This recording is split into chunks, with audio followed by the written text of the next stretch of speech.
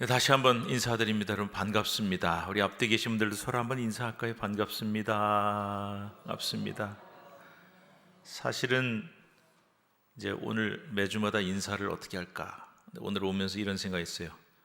휴전 축하합니다. 이렇게 인사를 할까 했는데 그렇게는 안 했습니다. 갑자기 뭔 소린가 그러실 텐데 2주간 미국 이란 휴전한다는 그 뉴스를 봤습니다. 물론 그게 잘 지켜질지 또 2주 후에는 어떤 일이 일어날지 우리는 알지 못합니다. 그런데 지금은 너무나 모든 게 꽉 막혀 있어서 사실은 이 상황이 더 길어지면은 뭐 전 세계가 우리나라뿐만 아니라 너무나 큰 고통을 지금 당하는 상황인데 그나마 2주 동안 휴전을 하고 뭐 호르무즈 해협 열어주고 한다니 반가운 소식이에요. 아무튼 그래서 뭐 우리가 먼 나라에서 일어나는 무슨 남의 나라 일이 지금 아니잖아요. 근데 제가 이 얘기를 왜 꺼내냐면은 오늘 본문에 딱 그 얘기가 나오거든요. 마지막 때가 이러면 민족이 민족을 나라가 나라를 대적하 일어나 있고 곳곳에 기근과 지진이 있으리니 딱 지금 우리의 상황이잖아요. 그래서 이제는 세계가 다 너무나 잘 통하기 때문에 어느 한 곳에서 일어나는 전쟁, 기근 이런 재해 이게 남의 나라, 먼 나라 이야기가 아닌 거예요. 그래서 우리는 다시 한번 깊이 기도할 제목들을 가지고 생각하게 됩니다. 자, 오늘부터 예고드린 것처럼 이단에 대한 말씀을 나눌 텐데 뭐 두고두고 앞으로 나오겠지만 이단의 폐해가 너무나 심각합니다. 그래서 지금 누가 그런 얘기를 해요. 전문가 얘기가 세계 이단 1위는 단연 한국이다. 그래서 지금 뭐 신천지 하나님의 교회 이런 데가 지금 이 국내뿐만이 아니라 해외에 지금 엄청나게 좀 뻗어나가고 있거든요. 나중에 아마 수치를 얘기하면 깜짝 놀라실 거예요. 근데 그 특징이 뭐냐면은 메시아가 한국 사람이다. 웃으셨어요? 메시아가 한국 사람이다. 한국에서 종말이 일어난다. 마지막 종말이 온다. 이 K 뭐 팝, K 푸드 뭐 이런 거 좀 대단하잖아요. K 이단. 이게 농담이 아니라 진짜 그렇게 이름 불러요. 근데 지금 이게 이제 어마어마합니다. 제 아주 절친한 친구 중에 부산장신대 교수고 또 우리 교도 왔었지만 이단 전문가인 탁질 교수 쓴 글을 보니 자기가 얼마 전에 아프리카에도 갔다 오고 또 중남미도 갔다 왔는데 불과 몇십 명이던 그 이단 신천지 뭐 하나님의 교회가 수천 수만으로 늘어나 있다고 지역마다 큰 도시마다 교회가 세워지고 그 심각성을 지금 깨닫고 있다. 그래서 이건 이제 우리만의 문제가 아닌 거예요. 자, 이단이 도대체 뭘까요? 오늘 첫 시간에 이제 그것을 나눌 텐데 이단의 역사는 매우 깁니다. 실제로 교재 받으셨죠? 교재 보시면 나와요. 실제로 정통 기독교가 세워지면서부터 이단이 함께 시작됐다고 해도 과언이 아닙니다. 아니 좀 더 정확히 말하면 이런 이단의 공격과 유혹으로부터 성경적인 진리를 지키기 위해서 만들어진 게 뭐냐? 교리입니다. 교리. 그래서 신학교에 가면 조직신학이라는 걸 가르치는데 그 교리예요. 근데 여러분 교리라는 게 뭐겠습니까? 뭐 구원은 어떻게 받는다, 뭐 그다음에 교회는 뭐다, 또 종말은 뭐다. 이거는 교리인데 어느 책에 써 있는 게 아니라 성경에 써 있는 말씀이에요. 근데 그걸 이제 체계적으로 조직적으로 이제 주제별로 정리해 놓은 게 조직신학이고 교리예요. 근데 이게 왜 생겼냐?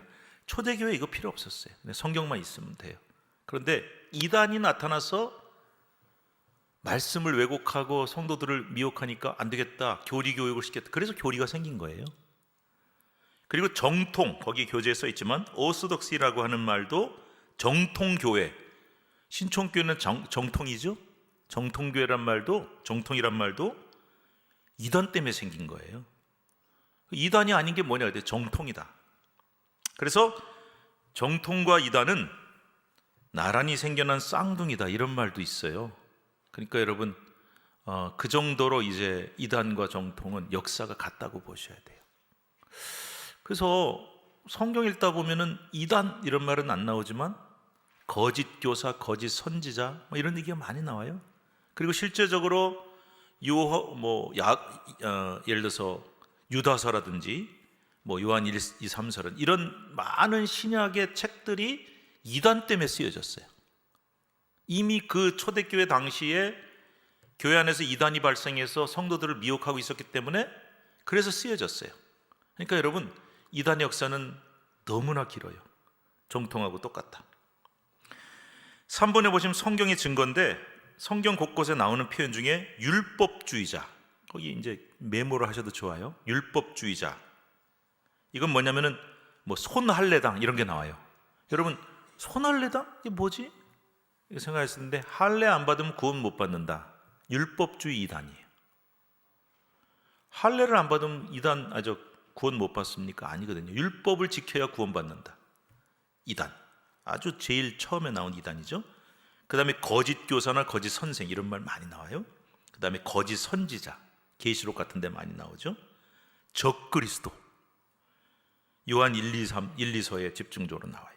이게 수많은 이런 얘기들이 신약에 나오는 거는 이미 그때 이단이 발생했고 교회를 혼란스럽게 하기 시작했다라는 증거예요. 네 번째로 예수님 말씀 중에 오늘 본문 보시면은 마지막 때 무슨 일이 일어난다 그랬냐면은, 마지막 때에 나타나 사람들을 미혹할 거짓 선지자가 일어날 것이다.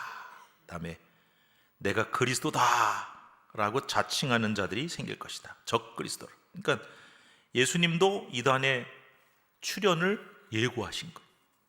그래서 여러분 지금 그렇잖아요. 아까 제가 K이단 얘기했잖아요. 문선명, 통일교, 그 다음에 이만희, 그 다음에 안상홍, 아니면 지금 뭐 이런 여러 그 이단의 이 교주들이 특징이 뭡니까? 내가 그리스도다, 내가 메시아다.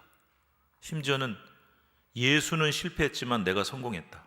통일교 교리거든요.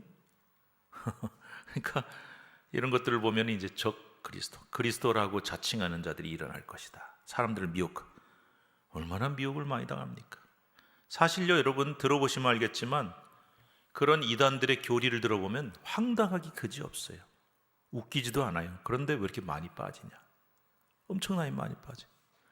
그러면 좀 덜 떨어진 사람들이 거기 가 있냐? 덜 똑똑한 사람들이 가냐? 아니에요.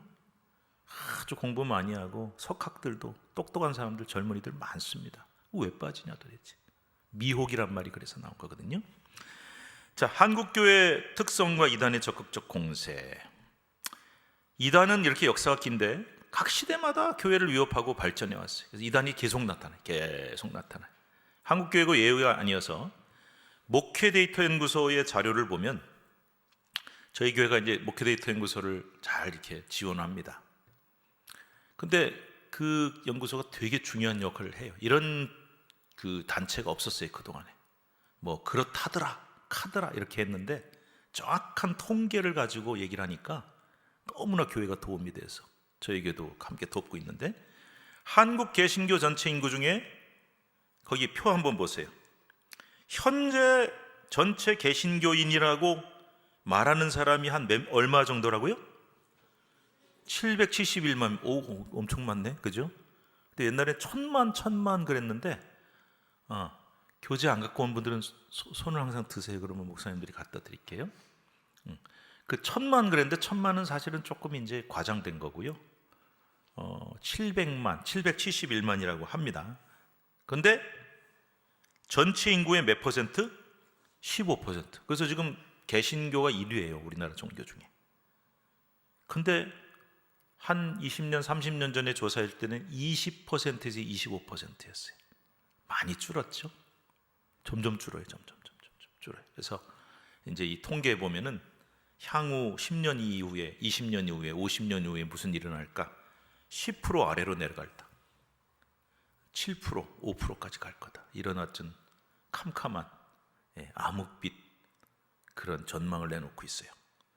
그런데 지속 감소하는 것도 문제인데, 그 중에 그래도 정통교회라고 하는 교회를 출석하는 사람들은 한 545만 명 정도 봅니다. 나머지는 뭐냐? 가나안 성도 몇 명이요? 226만 명, 30%. 가나안 성도가 뭔지 아시죠? 거꾸로 안 나가. 난 크리스찬인데 교회 안 나가. 제 주변에도 많아요. 우리 교인들 가정에도 많고. 오, 30%나 돼. 어마어마하죠?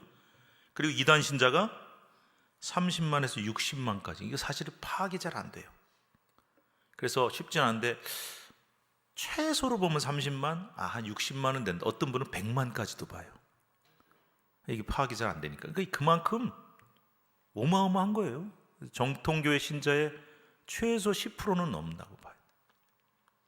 그래서 이 정도로 심각해요. 그러니까 여러분, 나는 예수 믿는다 그러면 10명 중에 하나는 이단으로 가 있다는 얘기예요. 지금. 그래서 아마 우리 주변에 여러분 이단의 미혹에 빠진 사람이 한두 명은 꼭 있을 겁니다. 가족 중에 있을 수도 있고 친구 중에 있을 수도 있고 내가 아는 동료나 주변 사람들 중에 있을 수 있어요. 그래서 우리가 바른 신앙생활을 하려면 무엇보다 이단에 대해서 정확히 알고 바로 대처를 하셔야 됩니다. 이단에 미혹당하면 영원한 심판을 당하고 구원에 이르지 못하기 때문이에요. 이미 한국교회는 이단의 천국, 세계 1위라고 할 정도로 심각한 이단의 폐해에 빠져 있습니다. 두 번째, 시대적인 특성, 종말이 가까워. 그래서 성경은 보면은 종말이 가까울수록 특별히 이단들이 극심하게 나타나 성도들을 미혹한다고 오늘 본문에도 돼 있죠. 그래서 점점 이단이 극심한 것은 주님의 재림이 점점 다가오고 있다는 증거이기도 하다라는 겁니다. 세 번째, 성도들의 이해 부족. 이단이라고 우리가 배운 사람들이 있을 거예요, 여러분 중에. 신천지 이단이래, 뭐 하나님의 교회 이단이래, 뭐 여호와의 증인 이단이래. 근데 이제 그런 사람들 만나잖아요. 옛날엔 집에 있으면 찾아왔는데 요즘은 그렇게 가가호호 방문이 쉽지가 않아요. 여러분 전도할 때 아파트 들어가서 옛날엔 다 했거든요. 집집마다 벨 누르고 민폐라고 할 정도로. 근데 지금은 못 들어가잖아요. 문에서 벌써. 그러니까 쉽지가 않아요. 근데 옛날엔 집에서 많이 왔어요. 집에 벨 눌러요. 탁 나가 보면은 뭐 하나님의 말씀을 전하러 왔습니다. 만나보셨죠? 또 뭐 진리를 증거한, 이상하다, 언어가 이상하다. 보면은 자기네들 어디다, 이단이네? 그러면 이제 우리가 난 이단하고 상대 안 합니다, 가세요. 그러면 그 양반들이 이렇게 얘기하죠. 우리가 왜 이단입니까? 성도들이 몹시 당황하죠. 이단이란 건 알고 있는데 왜 이단인지는 우리가 잘 몰라요. 그리고 왜 나쁜지도 정확하게 이해를 잘 못해요. 그래서 이렇게 대답하죠. 우리 목사님이 이단이라 그랬어요. 아니면 뭐 내가 이단이라면 이단이지 뭐 잔소리가 그렇게 많아. 무식하게 반응할 수밖에 없어요. 그래서 왜 이단인지를 알아야 되는 거죠. 네 번째, 이단에 대한 기본적인 지식과 이단 구분법, 대처법이 왜 필요하냐. 한국교회는 이단의 천국이 얼마나 많은지 몰라요. K이단 엄청 수출하고 있어요.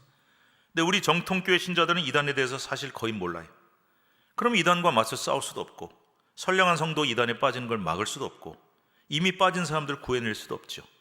특히 거의 모든 이단들의 특징이 뭐냐, 불신자가 타겟이 아니에요. 기존 신자들을 미혹하는 것을 주 목표로 삼고 있어요. 그래서 이들의 무서운 공격으로부터 내 자신을 지키고 다른 성도들을 지키기 위해서라도 우리는 적어도 이단에 대한 기본적 지식과 구분법, 대처법을 알고 있어야 됩니다. 신천지가 이전에 그 이단에서 찾아볼 수 없는 신기한 포교법을 개발했어요. 그래서 그것 때문에 많이 효과를 봤죠. 그게 뭐냐면은 나중에 나올 텐데 모략이라고 하는, 모략이란 말이 성경에 나오는 말이거든요. 신천지가 말하는 모략은 거짓말을 잘하는 거예요. 그래서 이제 신천지가 교회에 침투합니다. 딱 들어와서 나 신천지인데요, 그러고 오지는 않을 거 아니에요. 저 이 교회에서 신앙생활 하려고 그러면 반갑다고 어서 오시라. 이름 가짜로 적죠. 옛날엔 진짜 적었는데 이제는 명단도 어느 정도 이렇게 노출이 돼 있기 때문에 가짜로 적어. 다 가짜로 적어. 다 가짜로. 전화번호만 진짜로 적어. 그래서 이제 와가지고 뭐 열심히 활동합니다. 막 청년부도 가고 뭐 어디도 가고 구역 예배 열심히 드리고 그러다 집사도 되고 뭐 구역장도 되고. 그러면 이제 사람들이 이제 포섭을 하기 시작하는. 근데 거짓말 하죠. 온갖 거짓말. 근데 거짓말 잘하는 법을 가르쳐요, 신천지는. 교육을 시켜요. 여러분, 이게 모략입니다. 그래서 이거를 잘 해가지고 한 사람이라도 구원해야 됩니다. 그러니까 우리가 하는 건 거짓말이 아니라 하나님이 주신 모략입니다. 이렇게 전에는 이런 이단이 없었어요. 이단인데도 거짓말 잘 안 하는 이단들이 많았는데 거짓말을 잘하라고 가르치니 이 선량한 성도들이 꼼짝없이 당하죠. 그래서 이런 일이 생기니 우리가 알아야 될 거 아닙니까? 자, 그럼 이단이란 무엇이냐? 일반적인 이유, 의미. 이단은 이제 어디서 나온 말이냐면 철학이나 종교에서 나온 거예요. 교리가 유형을 달리하는 사람들, 사이에 갈등이 될 만한 이념적 차이가 발생하면 보수주의 측의 반대 입장에 서는 사람들 보통 이단이라 그랬어요. 그래서 철학에서도 우리 철학이 이런 학파인데 쟤네들은 다른 쪽이야. 우리하고 자꾸 이게 부딪혀. 쟤네들은 이단이야. 그런 말 썼거든요. 근데 이단이란 말이 이제 종교로 들어오면서 어떻게 됐냐? 이단이란 말이 다를이 바를단이 다를단. 그래서 바를단이 아니라 다를단입니다. 그래서 완전히 다른, 극단적으로 다른 쪽에 가 있는 반대편, 이런 뜻이에요. 그래서 다른 진실이라는 뜻이기 때문에 나와는 다른 진리, 정통과는 다른 진리를 따른 사람들. 유래는 영어로 이단을 헤러시라고 부르는데 헬라어의 하이레시스에서 온 거거든요. 원래 붙잡힘, 선택, 결심 등을 뜻하는 말인데 헬라인들이 철학을 좋아하거든요. 과학이나 이런 걸 쓸 때 정통적인 어떤 주장, 예를 들면 옛날에 여러분 정통 주장이 뭐였냐면 과학에 이런 얘기 들어보셨죠? 지동설, 천동설 이런 말 들어보셨죠? 안 들어보셨어요? 지동성철, 발음이 안 나. 지동설, 천동설.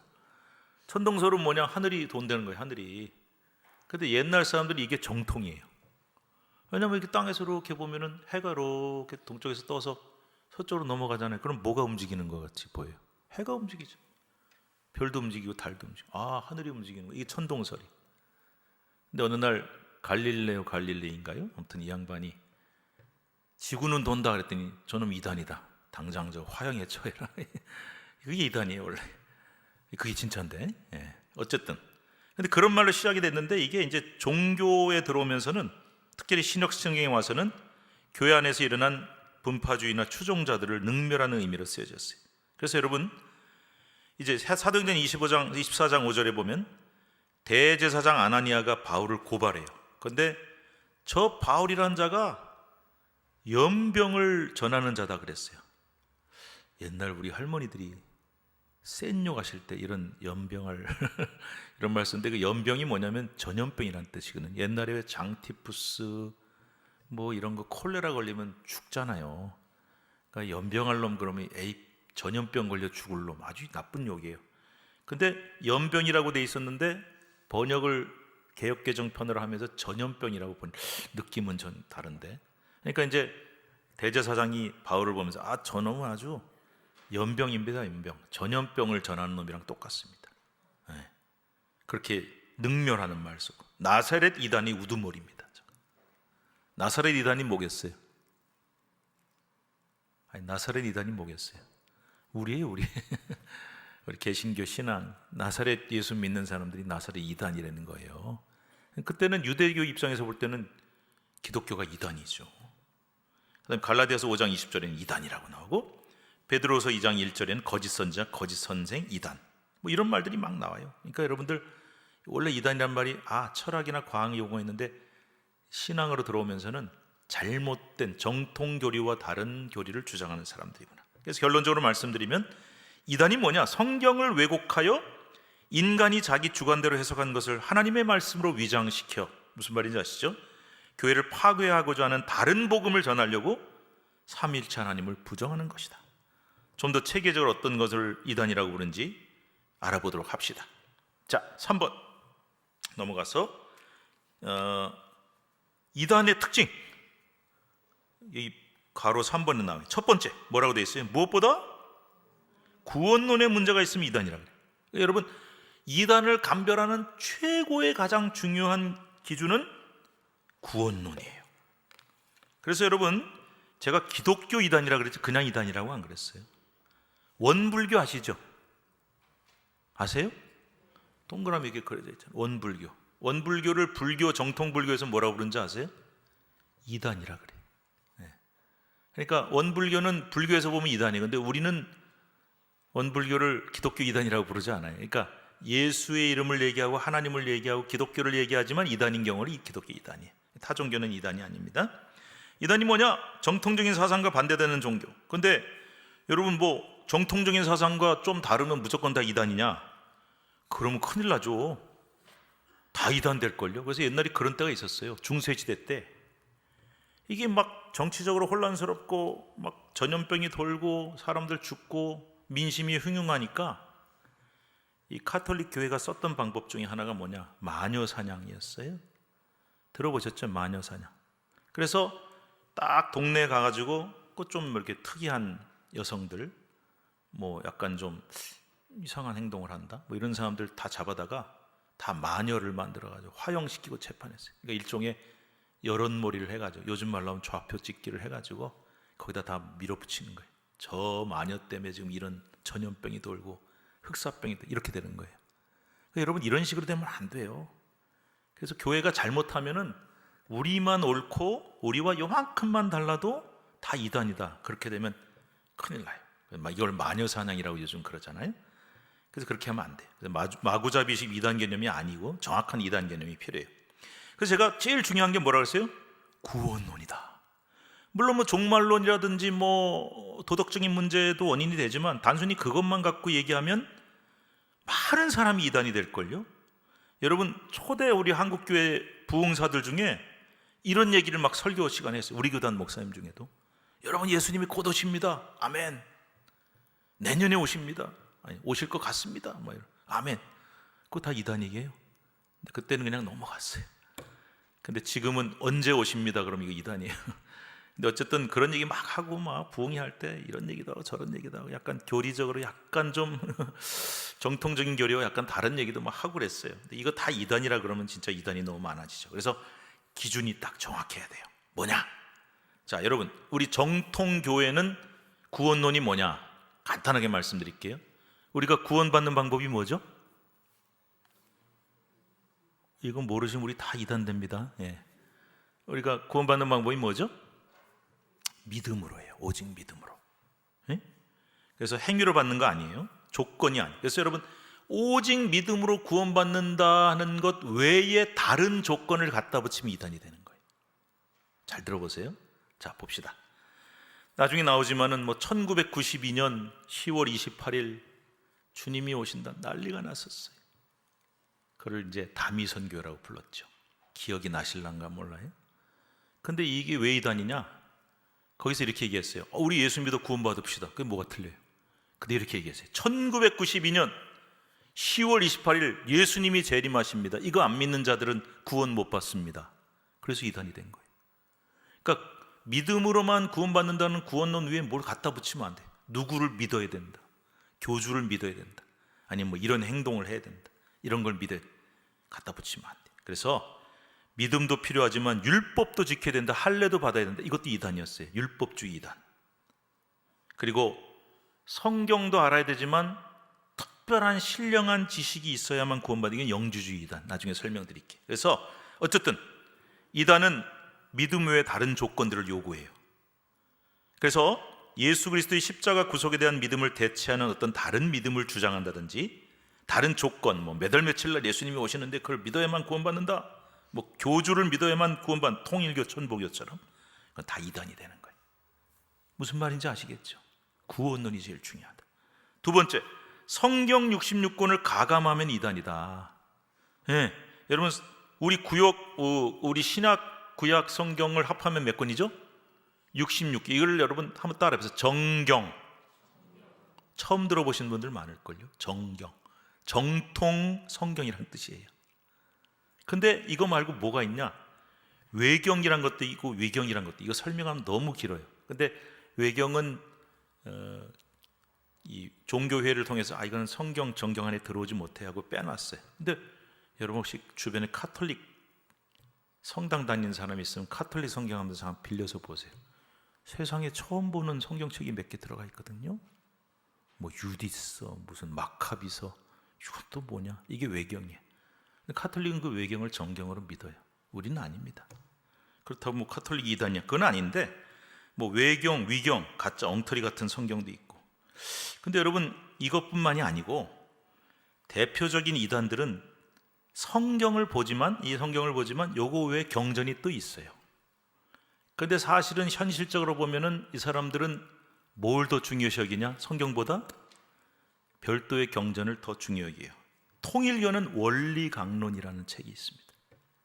이게 성경보다 더 권위가 높아요.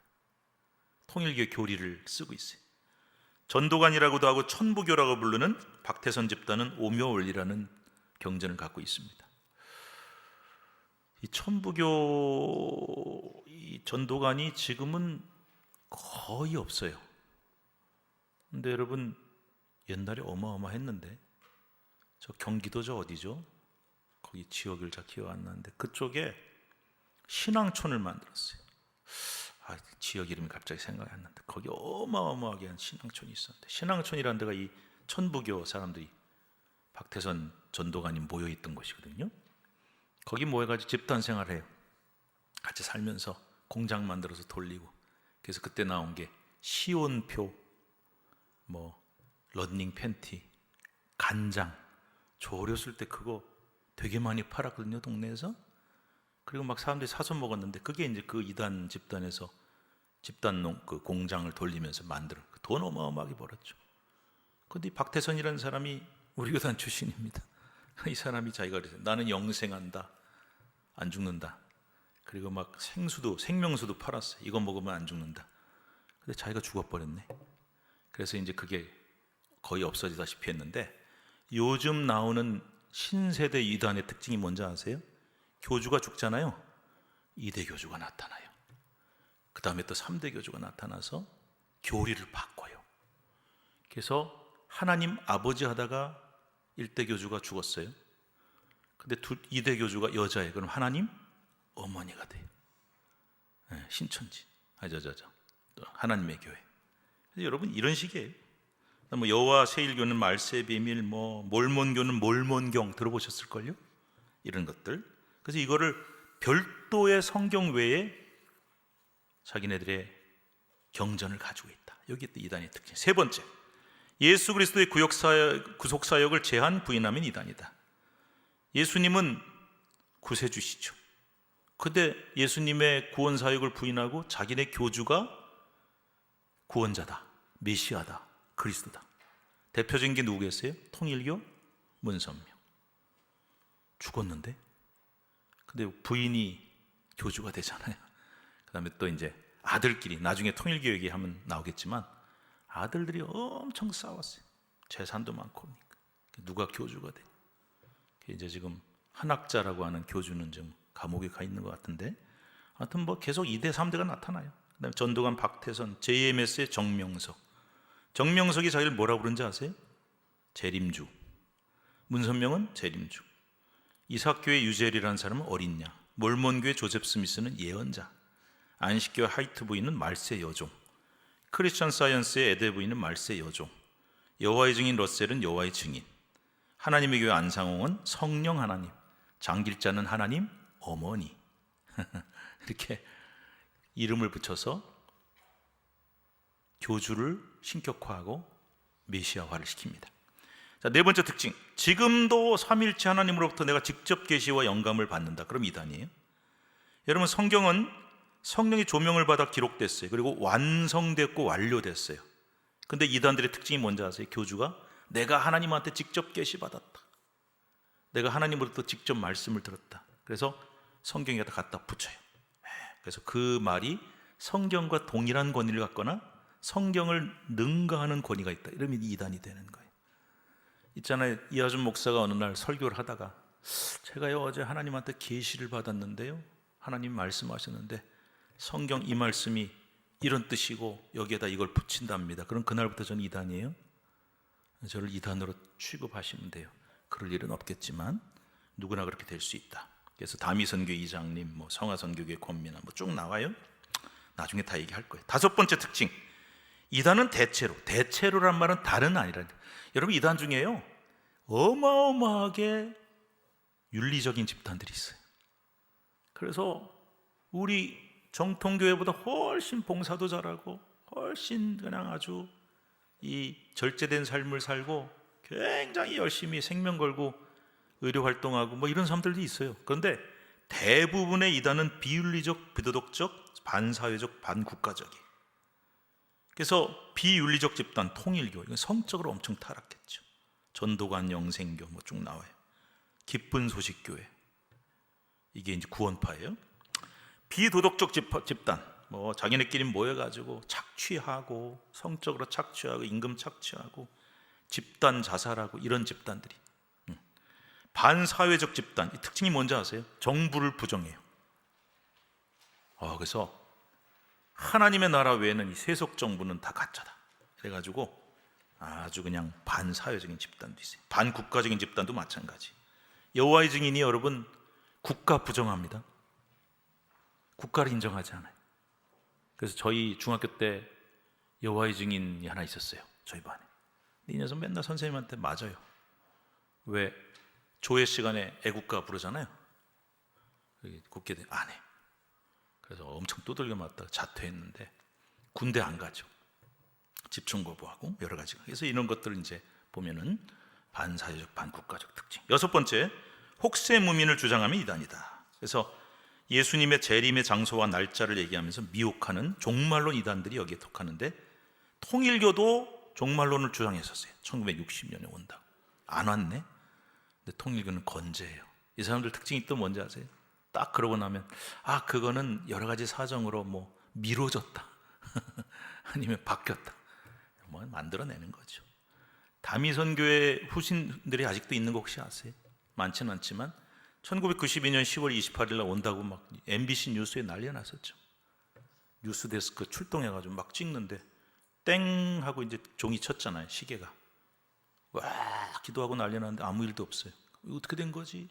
그 뉴스에 나왔거든요. 근데 그 이후에 미뤄졌다 그러면서 이제 물론 그때만큼 세력이 많지는 않지만 종말론 교회들이 얼마나 많은지 되게 많습니다. 나중에 또 말씀드릴게요. 그래서 이런 내용들을 핵심적으로 이해한 걸 돕기 위해서 우리 교단 총회에서 나온 개념을 소개를 드릴게요. 우리 교단이요, 이단 사이비 대책위원회가 있어가지고 뭐 이런 팜플렛들을 많이 만듭니다. 나중에 한번 보여드릴게요. 이것도 팜플렛이 있고 있는데, 뭐 예를 들면은 이런 거는 뭐냐면 나중에 보여드릴 거예요. 다음 시간에. 정통교회가 로고가 있어요. 로고. 우리 교단 로고 혹시 아세요? 우리 교회 들어다 보면 왜 한반도 모양 초록색에다가 십자가 딱 있는 그게 대한예수교 장로회 통합 로고. 그거 왜 만들었는지 아세요? 하도 대한예수교 장로회라고 써놓은 이단이 많은 거예요. 거기 이단 교회가 대한예수교 이단 이렇게 쓰진 않잖아요. 장로교, 침례교, 감리교 다 땄어요. 그래서 교단 로고를 만들었어요. 이거 아무나 못 쓰게. 그래서 이 교단 로고가 다 있습니다. 합동도 있고 감리교. 그래서 이제 어느 지역에 내가 이사를 갔어. 근데 교회를 새로 나가야 되는데 이 이단인지 아닌지 모르겠다 할 때는 이 로고를 이제 많이 찾아가는 그런 도움을 주려고. 그 다음에 뒤에 보면은 이단 교파 로고, 다음 시간에 보여드리겠지만 이런 로고를 보면 이건 다 이단이다. 근데 여러분 놀랍게도 우리 주변에 엄청 많습니다. 우리 신촌 지역 서교동 동교동에도 엄청 많습니다. 몰라요 사람들이 저 2단인지 3단인지. 그래서 이런 것들 우리가 좀 알아야겠다. 자, 정리합니다. 이단이란 무엇이냐? 성경과 교회의 정통적 신앙 고백과는 다른 교리와 가르침을 주는 개인이나 단체는 이단이다. 사이비는 뭐냐? 여러분 이단 사이비 그러죠?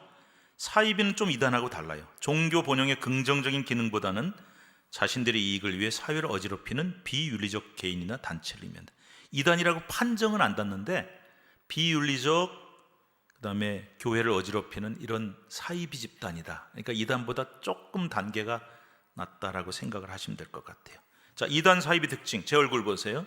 제가 말로 아주 쉽게 설명할게요. 첫째, 교주의 절대성을 강조해요. 저 교주가 하나님이고 그리스도고 메시아고, 심지어 아까 얘기했잖아요. 메시아, 예수님은 실패했는데 난 성공했다. 자, 두 번째 특징, 기독교의 기존 권위와 전통을 무시 비난하는. 그래서 기존교를 엄청 막 공격합니다. 여러분 그 신천지를 만나면 처음엔 좋은 말로 막 하다가 슬슬 교회를 까기 시작합니다. 그리고 목사를 공격하고, 그럴 때 약간 이상하게 생각해야 돼요. 네. 세 번째 특징, 행위에 의한 구원을 강조합니다. 우리는 믿음에 의한 구원인데 행위, 뭘 해야 돼? 뭘 해야 돼? 네 번째, 자의적으로 성경을 해석한다. 지네 마음대로 해석하죠. 다섯 번째, 성경 이외의 다른 경전의 권위를 성경과 동일하게 인정한다. 이러면 다 이단이에요. 이단 사이비로 의한 폐해가 뭐가 있을까요? 종교적인 면에서는 기존 기독교를 공격해서 자신들의 종교를 강요한다. 두 번째, 종교단체로 위장해서 각종 범죄를 일으켜 건전한 교회의 권위를 실추시킨다.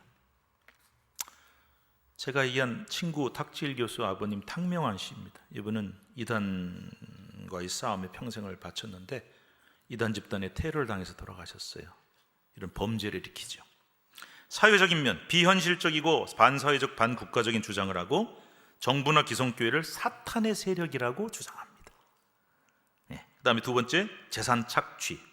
아까 얘기한 전도관, 그때 거기 뭐 10,000명인가 이만 어마어마하게 살았어요. 집 다 지어놓고 거기 살면서 하루 종일 공장에 가서 속옷 만들고 간장 생산을, 그 다 월급 다 줬을까요? 천만의 말씀.